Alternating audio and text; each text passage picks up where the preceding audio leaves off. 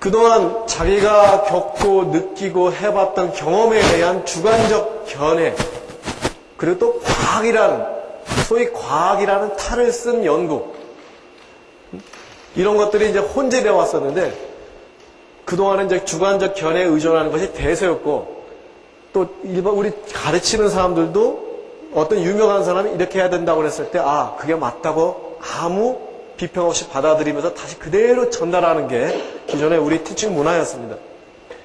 물론 또 성공적인 지도자나 선수들의 견해도 굉장히 중요합니다. 타이거 우즈 책 있죠?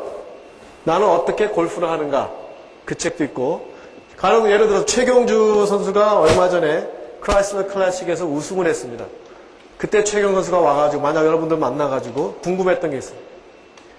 그 파3에서 벙커샷을 했던 거 기억하시죠? 곧바로 홀인 돼가지고 버디 잡은 기에, 그때 클럽 페이스를 어떻게 했었고, 스탠스를 어떻게 했었고, 체중 배분을 어떻게 했었고, 내려오는 스윙의 가파른 정도를 얼마만큼 했었냐 물어봤을 때 최경주 선수가 내가 그런 상황에서 나는 이런 것 때문에 이렇게 했다 하면은, 여러분들 그런 상황에서는 그렇게 해야 된다고 믿고 다른 사람들한테도 그렇게 해야 된다고 가르치실 거예요.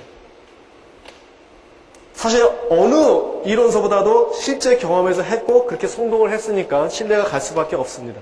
그렇지만 이제는 여러분이 지도자라면은 그런 내용들이 굉장히 소중하지만 그걸 하나의 의견으로 받아들이셔야 돼요.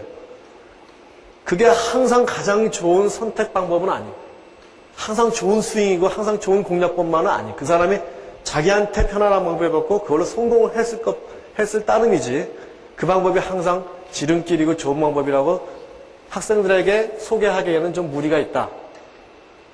따라서 그런 부분도 어떻게 하면 과학적으로 클럽 페이스하고 볼이 모래에 놓여있는 라이하고 이런 걸 다 고려했을 때 어떤 식으로 공략을 해야 된다는 게 좀 이론적으로 정립이 된다면 훨씬 더 설명을 하고 학생들에게 지도를 했을 때 거의 더 많은 다수의 학생들이 실수 없이, 에러 없이 성공률을 높일 수 있다라고 생각할 수 있는데요. 물론 이제 기존에 과학적인 이 지도 방법이 과학적인 연구에서 했다는 그런 것들이 많습니다. 하지만 실제 그 내용을 보게 되면 과학이란 말만 동원했지 어떤 리서치를 했다거나 측정을 해서 실제로 그걸 가지고 어떤 모델을 만들어서 그 모델이 다시 그게 재현이 되고 하는 반복성이라는 게 전혀 없습니다. 그동안의 그 과학적인 부분은 끼케야 비디오로 촬영해서 보는 것 뿐이죠.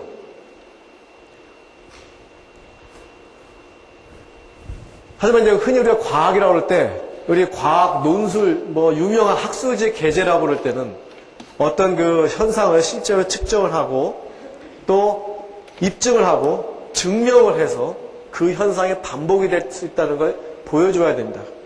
그렇게 되면 이제 각 분야의 세계적인 과학자, 전문가들이 그런 학술지의 심사위원으로 되어 있기 때문에 그걸 다시 검토해서 그 과정을 통과해야만 비로소 그런 학술지에 올라갈 수 있습니다. 골프도 마찬가지다. 아쉽게도 골프에는 그런 것을 입증하고 검증하고 심사받을 그런 체계도 없고 그런 기관도 없습니다. 그래서 이제 생체 역학적인 접근이라는 게 결국에는 나오게 되었는데요. 그나마 현재 있는 것은 과학적인 기준에 다 부합해서 나온 게 이제 생체 역학을 기반으로 한 골프 스윙 이론입니다.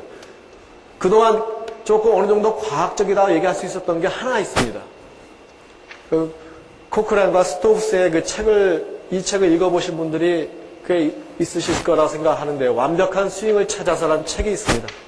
그 책을 보시면 대단히 과학적으로 나름대로 골프 스윙을 정립을 했습니다. 하지만 아쉽게도 이 책에서도 단순한 스윙에 대한 얘기 나오지만 사람의 몸, 사람의 인체의 각 파트의 구성 요소가 어떻게 돌아가면서 움직이는 것에 대한 설명이 전혀 없습니다. 또 그리고 스포츠를 연구한다. 세계 최초 선수의 기록을 연구하는 게 그동안의 그 스포츠의 연구였습니다. 이 골프에서도 그동안의 세계적인 선수들을 촬영을 해서 보고 그 사람들의 스윙을 보기도 하지만은 우리 흔히 연습장에 가보시면은 아마 이런 거 많이 보셨을 거예요. 타이거 우즈의 스윙 10단계 사진이 있고 러니에스의 스윙 10단계 있고 그런 것도 많이 보셨죠. 보시면서 이 연습하러 오신 분들이 이걸 봅니다. 아, 타이거 우즈가 임팩 순간에 어떤 자세를 취하고 머리가 한참 볼보다 뒤에 남아있고 왼쪽 무릎 완전히 익스텐션 돼 있고 이런 걸 막 봅니다. 그러면서 아, 나도 저렇게 해야 되겠다고 생각하고 있고 거기에 있는 티칭 프로들도 이렇게 해야 됩니다. 보여줍니다. 하지만 그걸 흉내내다 보면은 그 스윙은 타이거 우즈의 스윙도 아니고 제 스윙도 아니고 이거는 국적 없는 스윙이 됩니다. 왜냐하면은 타이거 우즈의 다리 길이와 타이거 우즈의 팔 길이와 타이거 우즈의 신체 유연성과 여러분들의 신체 유연성이 같을 수는 없죠. 그걸 가지고 그 사람 걸 흉내낸다는 건 내 스윙도 나올 수가 없고 타이거 우즈의 스윙도 나올 수가 없습니다.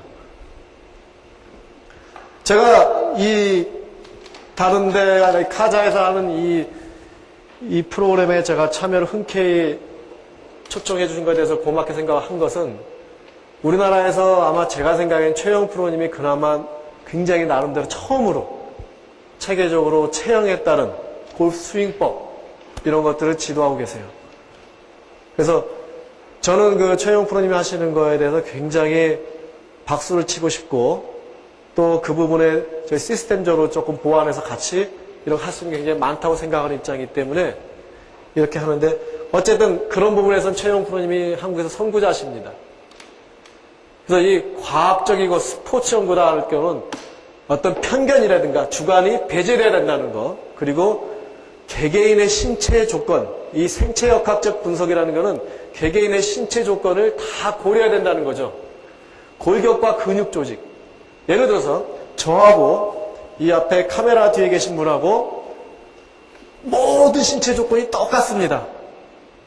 팔 길이, 다리 길이 다 똑같아요. 완벽한 저의 복 제품인데 한 가지가 달라요. 발 사이즈가 다릅니다. 발 사이즈가 다르면은 어떻게 스윙의 변화가 나오냐면요. 저하고 이분하고 볼에 어드레스 할 때 볼과 제 몸 사이의 거리가 달라집니다. 저하고 볼과 몸 사이의 거리가 달라지면 스윙 궤도도 달라집니다. 그죠? 발이 더 큰 사람들은 볼보다 약간 더 멀게 쓰게 됩니다. 멀게 쓴다는 건 스윙 궤도도 그만큼 좀 더 완만하게 조금 더 눕혀지겠죠. 만약에 거기다가 저분하고 저하고 팔 길이가 다르다고 생각해 보세요. 발사이즈뿐만 아니라 팔 길이까지 달라집니다. 그러면은 저하고 저분하고는 팔이 길면 길수록 어떻게 되죠? 더 멀어지겠죠. 볼도. 그리고 스윙도 더 완만해질 수 있어요. 거기다 또 저분하고 저하고 거기다 한 가지 더 체중까지 마다 다르다. 가슴 둘레가 다르다. 이렇게 되면 변수가 점점 많아집니다. 이건 함수예요. 우리 수학 시간에 옛날에 배웠는 거. 그죠? F는 뭐 3x 더하기 2y 더하기 4b 더하기 뭐 이런 식으로 끝도 없는 함수가 됩니다. 이런 것들을 그 개인의 신체적인 다양성과 차이점이 있다는 것을 주시를 하고 이것을 생체역학적으로 계산을 해냈습니다. 그런데 우리 흔히 PGA 투어에 보시면은 우리 흔히 유명히 꼽는 사람들 많아요.